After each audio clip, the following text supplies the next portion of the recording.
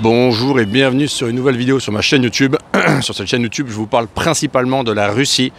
La Russie, mais pas seulement, je vous parle d'autres pays en Eurasie et je vous parle aussi d'autres choses. Et notamment, je vous parle, parce que vous êtes de plus en plus nombreux à me demander, je vous parle d'expatriation, du fait d'aller vivre à l'étranger, du fait de quitter la France, la Belgique, la Suisse, le Canada, quitter l'Union Européenne, quitter l'Occident et aller habiter ailleurs, dans un autre pays.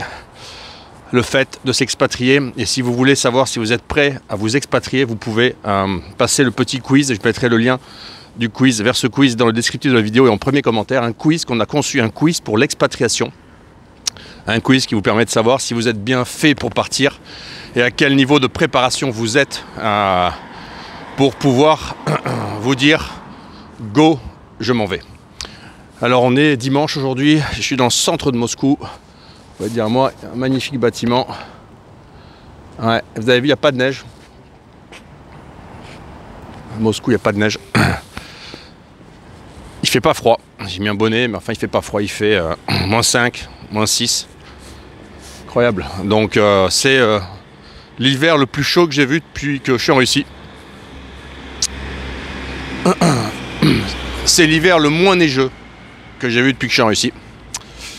Ça continue, comme je le dis, la Russie va remplacer la Thaïlande, c'est sûr. Parce que le seul point négatif de la Russie par rapport à la Thaïlande, c'est l'hiver, quoi. Mais au niveau du reste, les infrastructures, la compatibilité civilisationnelle, les femmes, le service, c'est top la Russie. Alors aujourd'hui, justement, je voudrais vous parler de ce sujet d'expatriation parce que beaucoup de gens me posent des questions sur l'expatriation et je voudrais parler d'expatriation en fait. Voilà. Et je voudrais vous faire part de quelque chose, vous raconter un petit peu. Moi, ça fait 17 ans que je suis expatrié, que je vis à l'étranger. Et en fait, ça fera 17 ans à la fin de ce mois. Et en fait, je voudrais vous expliquer les phases, les étapes que moi j'ai traversé en m'installant à l'étranger, et je pense que ce sont les étapes que tout le monde en fait traverse quand on va habiter à l'étranger. Les étapes inévitables en fait du fait de changer de pays. Alors la première étape, on va en faire trois étapes. La première des étapes, je vais traverser ici, c'est plus simple là. La première des étapes, étape 1, c'est ça y est, je suis à l'étranger.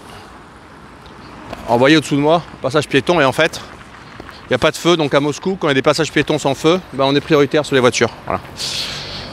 Étape 1, donc, c'est l'étape je pars, j'arrive quelque part, et je découvre mon nouvel environnement. C'est l'étape première, et c'est une étape qui se manifeste toujours par des difficultés, découvertes, on n'a pas ses repères, mais en général, on a fait le choix de venir, on a décidé d'y aller dans cet endroit, et donc, ces difficultés, elles sont surmontables en général, à moins que vous installiez tout seul dans une petite ville chinoise, elles sont surmontables, et surtout, elles sont en fait, elles sont masquées par le fait que vous êtes content d'être parti de là où vous étiez avant. Vous aviez ce projet de déménager, vous l'avez réalisé. Vous êtes dans ce nouvel endroit, il est certes différent, il est certes avec ses problèmes, mais ces problèmes en fait, vous les ressentez peu. Parce qu'en fait, vous êtes en général concentré à vous installer. Donc en gros, c'est une tendance humaine des gens qui déménagent.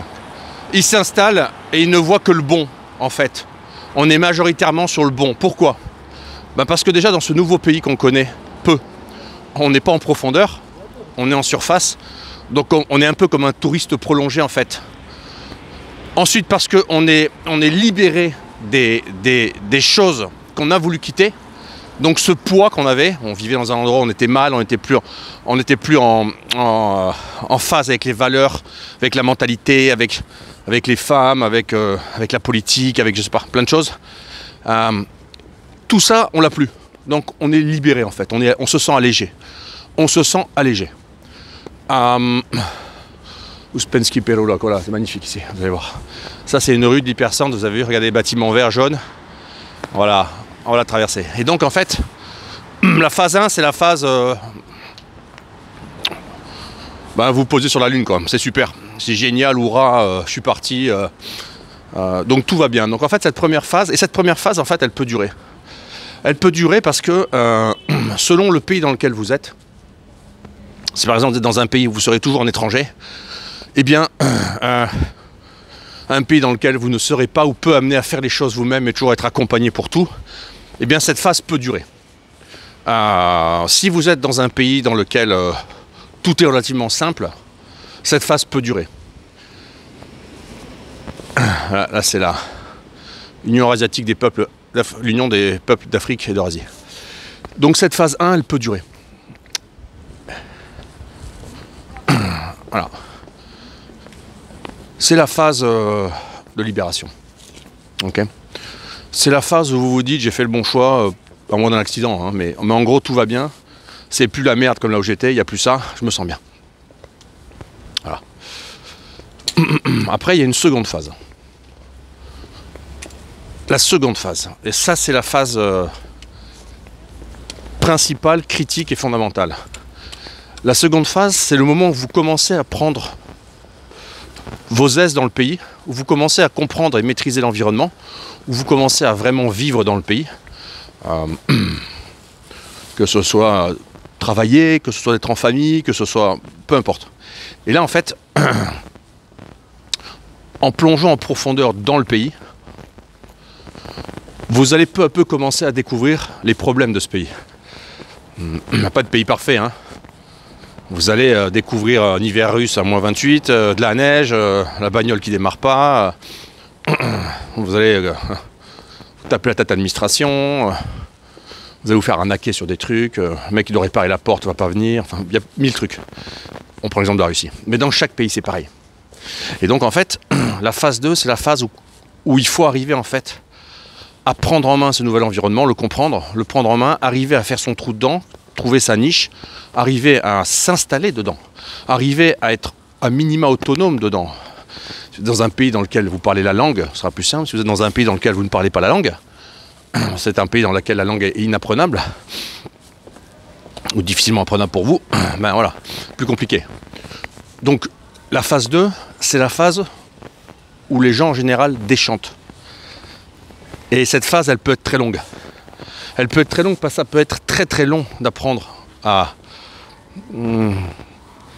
maîtriser, j'allais dire, ce nouvel environnement. Ça peut être très très long. Et donc, cette phase 2, c'est la phase critique. C'est la phase où on se dit finalement, j'ai peut-être fait une erreur, c'est pas ce que je pensais, j'y arrive pas. Il y a un jardin avec des animations pour enfants. Donc typiquement, c'est le moment en fait de vie réelle dans le pays. Vous êtes sorti de la dimension touriste, vous êtes sorti des rêves et vous êtes vraiment dans la vie profonde dans ce pays. En fait, et là, eh bien, c'est là que se prépare ou pas l'arrivée vers la phase 3. La troisième phase. Je ne sais pas si vous voyez, il y a un immense écran en extérieur. Voilà, au bout, et la musique, vous entendez ? Des décorations. Là, voilà, la phase 3. La phase 3, c'est la phase de pérennisation. La phase d'intégration. En France, on appelle ça la phase d'assimilation. C'est la phase dans laquelle vous avez pris en main votre nouveau pays. Vous l'avez adopté. Vous l'avez compris, un minima, un maxima. Et vous avez fait vôtre ses codes culturels, sa façon de penser.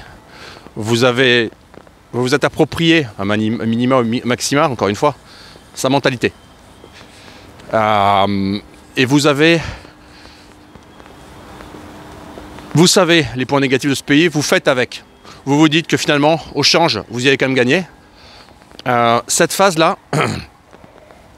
elle ne concerne pas, en général, elle ne concerne pas les gens qui sont expatriés par une entreprise, parce qu'ils n'ont pas vocation, peu vocation, à rester dans le pays. Et ils ont peu vocation sur Petrovka, vous allez voir, c'est joli là. Et ils ont peu vocation en fait, à se sédentariser dans le pays. Et donc en fait, la phase 3, c'est la phase des gens qui émigrent vraiment dans le pays. Ah, vous allez voir la déco là. Vous voyez au fond là. On n'abonne pas les nôtres. Avec le Z. Alors, la phase 3, c'est la phase en fait. C'est la phase d'intégration. Et c'est la phase où paradoxalement, quand vous voyez des gens de votre pays d'origine qui arrivent, eh bien vous sentez d'infinies différences avec eux que eux ne sentent pas. Ils vous voient, ils pensent que vous êtes complètement pareil, et vous les voyez et vous sentez que vous êtes plus pareil en fait. Et il est dur d'identifier exactement les choses qui vous différencient désormais. Voilà. Les 3 phases de l'immigration. Et elles ont toutes des durées différentes parce que, par exemple, la phase 1, la phase touriste, ben elle peut être très courte comme elle peut être très longue. On peut rester un super touriste dans un pays 5 ans, hein, rien comprendre, pas apprendre la langue, être en surface, se laisser porter, vivoter, se trouver une épouse locale qui parle votre langue et la langue du pays, et puis bon, ça passe quoi. Mais ça vous met en danger. Ça vous fait rater quelque chose. La phase 2, c'est la phase que traversent les gens qui s'installent et qui sont dans la vie active. C'est la vie de famille avec une étrangère, la façon d'éduquer les enfants qui n'est pas la même, c'est le travail, les employés, leur langue, leur mentalité, leur façon de faire. Faut tout réapprendre. C'est toujours dur. Vous devez piloter des Russes demain, piloter des Cambodgiens, piloter des Vietnamiens, une épouse chinoise, une épouse indienne, un mari du Venezuela, du Cambodge. Toutes les dimensions culturelles, en fait, en profondeur, elles différencient les gens. Et donc, en fait, la phase 2, c'est la phase aussi où il peut y avoir un échec. Il peut y avoir un échec parce que on peut se dire que finalement, il vaut mieux repartir. Généralement, ce qui fait repartir, c'est un échec économique, c'est un divorce. C'est une espèce de finalement de réalisation, de ressenti que vous n'arrivez pas à percer le truc, quoi. Vous n'arrivez pas à être bien dedans. Vous faites toujours face à des problèmes, très souvent face à des problèmes. Et donc, au fond, vous ne vous sentez pas bien. Vous n'êtes pas confiant, vous êtes toujours à l'étranger. C'est-à-dire que vous habitez dans le pays, mais vous vous sentez quand même plus un étranger, et surtout plus à l'étranger. Parce que être un blanc en Chine, c'est être un blanc en Chine. Mais si vous parlez chinois, que vous avez une épouse chinoise, des enfants moitié chinois, que vous êtes à minima intégré dans la société, que vous comprenez les codes, c'est une chose. Quand vous êtes en surface en anglais et que vous n'arrivez pas à établir le bon contact avec les locaux, c'est ça aussi. Pour s'intégrer, il faut arriver à établir du contact avec un local, avec les locaux, avec les gens que vous allez rencontrer, vos futurs amis, l'administration, les employés, les collègues, les clients. Il faut arriver à ce que ça matche. Et par exemple, pour un pays comme la Russie, il y a des gens avec qui ça ne matche jamais. Il y a des Français qui n'arrivent pas à trouver le contact avec les Russes, ça ne matche pas. Comme ça. Donc il y a des facteurs d'incertitude. Et donc quand on se sent étranger et qu'on vieillit, on n'a pas envie d'être inconfortable. On a envie d'être confortable. Et donc qu'est-ce qu'on fait? On repart chez soi, on va ailleurs dans une zone plus facile. Voilà. Et l'étape 3, c'est l'étape dans laquelle la digestion est faite. Vous avez pris vos aises, vous vous sentez aussi bien dans votre nouveau pays que dans l'ancien, voire mieux. Vous avez suffisamment de maîtrise des codes culturels, linguistiques, de mentalité, compris comment le système fonctionne, pour vous dire c'est chez moi. Moi, c'est ce que je ressens avec la Russie aujourd'hui. C'est chez moi. La dernière fois que je suis dans l'Union Européenne, il y a 6 ans, non, je veux dire, la dernière fois que je suis allé en France, il y a 6 ans en France, dans je veux dire, je suis arrivé, j'ai vu des Français et je me suis senti complètement différent d'eux. Je suis passé par l'Allemagne Aéroport. Pourri du monde, des poubelles, je sais pas, je me suis posé à Moscou, dans le taxi, en 2018. Je me suis dit, à la maison. Voilà, mais c'est 17 ans, donc c'est beaucoup. Voilà, les trois étapes de l'immigration selon moi. Et elles peuvent avoir des durées variables selon les gens, selon les pays. Et tout le monde ne va pas à l'étape 3. Faut bosser pour l'étape 3. Faut s'acharner. Faut s'accrocher. Faut le vouloir. Voilà, c'était la petite vidéo du jour. C'est tout pour aujourd'hui. J'arrive sur Tverskaya, il y a du monde. Un petit peu de voiture, c'est du bruit. Désolé. C'est grand Moscou. Hein. Strasnoï boulevard 9. Voilà. Et puis, vous pouvez télécharger mon quiz sur l'immigration. Le quiz sur l'immigration, le quiz qui va vous permettre de savoir à quel niveau vous en êtes. Il est extrêmement travaillé. Il est basé sur l'intelligence artificielle notamment. On vous donne des résultats très précis. Donc, passez le quiz et abonnez-vous à ma chaîne. Likez cette vidéo. Faites-la suivre à vos amis qui ont des réflexions sur partir. Dites-leur de m'écrire. Écrivez vos commentaires et moi je vous partagerai encore des ressentis d'expérience d'avoir définitivement immigré de France vers un autre pays. Pour moi, cet autre pays, c'est la Russie. À bientôt.